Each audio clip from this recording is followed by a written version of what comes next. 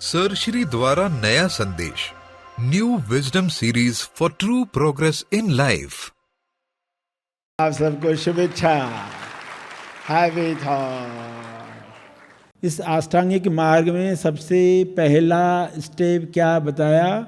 सम्यक दृष्टि, या आप इस तरह समझो इसको, सम्यक दृष्टि, दृष्टिकोण। सम्यक दृष्टि, दृष्टिकोण। वरना इंसान कौन से दृष्टि से जी रहा है?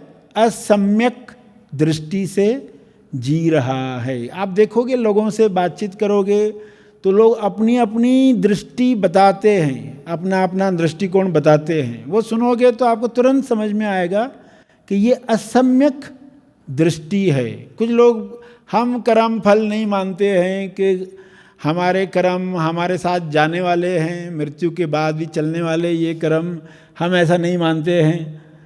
तो उसकी दृष्टि क्या है? वो भी तो कुछ मान रहा है ना, उसकी भी दृष्टि में कुछ है, मगर वो उसको काम में नहीं आने वाला है। वो कौन सी दृष्टि है? असम्यक दृष्टि है। असम्यक दृष्टि ही सभी दुखों की जड़ है। आपको उस असम्यक को सम्यक करना होगा। बच्चे का व्यवहार देखोगे तो वो कैसे लगेगा? ये सम्यक व्यवहार है, सभी को प्रेम दे रहा है बच्चा, सभी उसके साथ खुश है, मगर उसके अंदर सम्यकता का उसको नहीं है, वो अंडरस्टैंडिंग नहीं है। बड़े होकर जब आप सम्यकता को प्राप्त करते हो, सम्यक दृष्टि आपकी बनती है, तो वो उस बालक जैसी है, मगर बालक जैसी नहीं भी है, क्योंकि उस बालक में वो अंडरस्टैंडिंग नहीं है। तो आत्म साक्षात्कार के साथ आप इन बातों को समझ सकते हो कि किस तरह की दृष्टि को सम्यक दृष्टि कहा जा रहा है। तो आप जज नहीं कर सकते बाहर से किसी को, मगर आप खुद को तो पहचान पाओगे कि जो मन बड़बड़ करता है उसमें सम्यकता है कि नहीं। आप किसी के ऊपर चिढ़ रहे हो तो वो साइड भी आपने देखी कि नहीं। बस किसी ने कह दिया और हम वैसे बड़बड़ करने लग गए। आपके मित्र ने आपको आकर बताया कि फलां पर्सन है ना, मुझे ऐसा ऐसा बोल रहा था, मुझे बहुत दुख हुआ। आप भी बोलते हो वो पागल है, वो बुरा है। आप भी तुरंत उसको खुश करने के लिए बोलते रहते हो। आप ये समझने की कोशिश ही नहीं करते हो कि उसकी साइड क्या रहेगी, वो ऐसा क्यों बोल रहा होगा, क्या उसकी तरफ से भी कोई पॉइंट है? तो लोग दोनों साइड सुने बगैर जज कर लेते हैं, भला बुरा सोचने लग जाते हैं उस पर्सन के बारे में, और वो पर्सन अगली बार मिलता है तो वो उसी दृष्टिकोण से उससे बातचीत करते कि ये पर्सन ऐसा है, इसने ने मेरे मित्र को परेशान किया था, ये बुरा है। तो आप सम्यक होकर किसी से मिल ही नहीं रहे हो, बिना पूर्व धारणा रखे। तो कुछ लोगों की दृष्टि में क्या होता है, कल क्या होगा किसको पता, अभी जिंदगी का ले लो मजा। तो क्या ये सम्यक दृष्टि है? आप कहेंगे वो पर्सन जो है उसने कुछ पूर्व धारणाएं पकड़ ली हैं, फिल्मों ने जो बता दिया है, उसने अपना मनन किया ही नहीं है। क्या ऐसा जीवन जीना है? किस तरह का जीवन जीना है?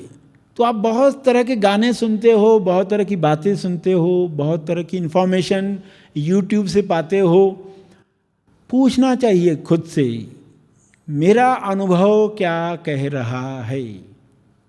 उसके अनुसार सम्यक दृष्टि बनती है, क्योंकि आप तुरंत जज नहीं करते हो। लोग तुरंत जज करते हैं, तुरंत कुछ करने लग जाते हैं और जिंदगी भर उसी पर स्टैंपिंग बनाकर चलते हैं।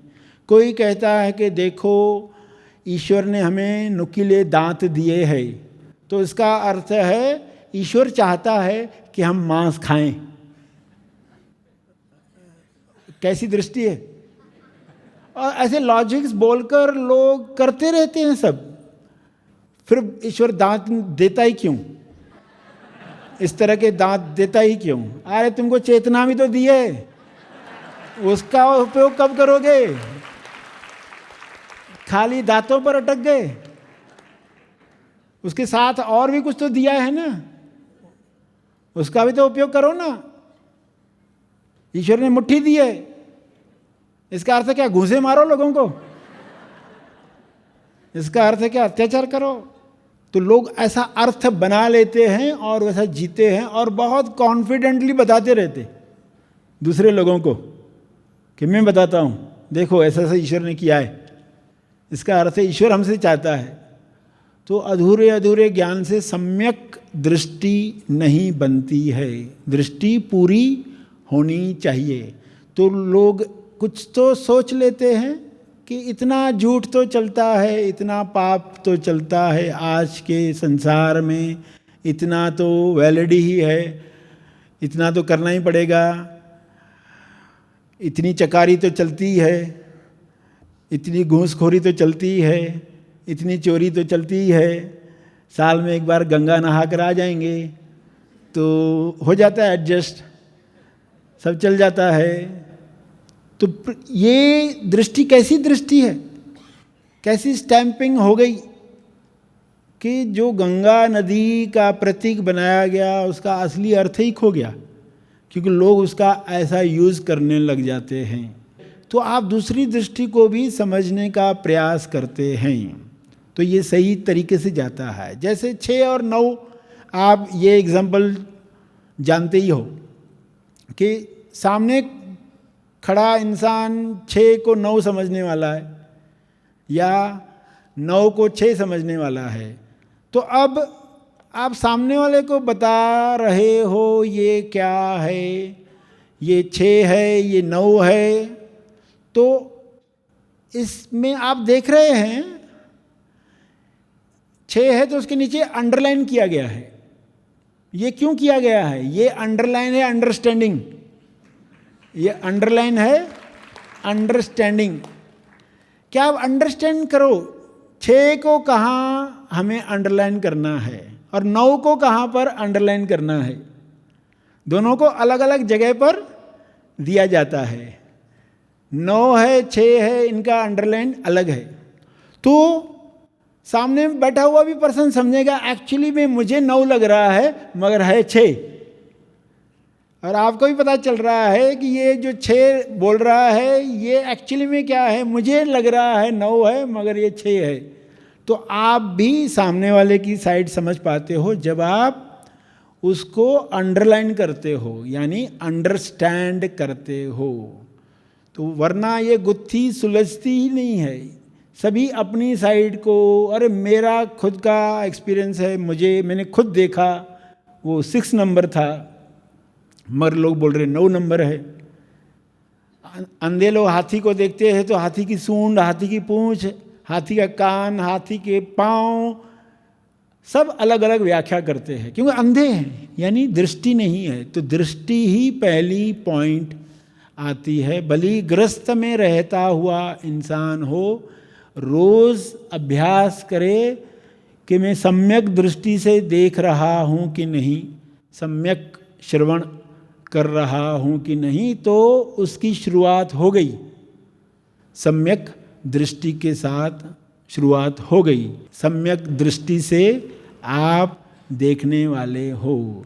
तो सम्यक दृष्टि का अर्थ सबको समझ में आ गया। जैसे दृष्टा, दृश्य, दर्शन, 3 शब्द आप सुनते हो। कोई दृश्य है, आप देख रहे हो, बीच में दर्शन है।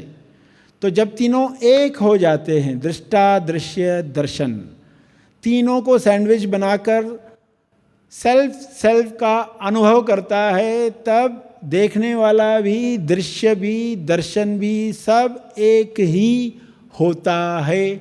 एक शब्द में कहें तो दर्शन होता है। उस दर्शन को हम कहेंगे सम्यक दृष्टि। सम्यक दृष्टि की हाइट कहाँ तक जा सकती है? जहाँ केवल दर्शन बच गया। आज से पहले कभी प्रार्थना का अर्थ समझा ही नहीं था, यहाँ आके समझ में आया कि प्रार्थना कैसे की जाती है। आज से पहले ऐसा लग रहा था, यहाँ पे आई थी तो एकदम डिस्टर्ब माइंड में थी, बिल्कुल अंदर उथल पुथल मचा हुआ था, जैसे पूरा ब्लास्ट ही हो जाएगा सब। यहाँ पे आने के बाद में एहसास हुआ जैसे केजी में एक बच्चा पहले आके नर्सरी से केजी के ऊपर लेके एक लेवल चढ़ता है, ऐसे हम जैसे जैसे ऊपर चढ़ते गए कुछ कुछ चीज़ें जब जाके क्लियर हुई, अंत में जाके अभी सिर्फ मेरे पास में 2 शब्द हैं बोलने के लिए कि आज से पहले हम नरक में जी रहे थे, आज हम स्वर्ग में जी रहे हैं। आपको वो मार्गदर्शन आपने हमको दिखाया, आपका कोटि कोटि धन्यवाद, कोटि कोटि धन्यवाद। आसमानी परम ज्ञान शिविर में भाग लेने के लिए संपर्क करें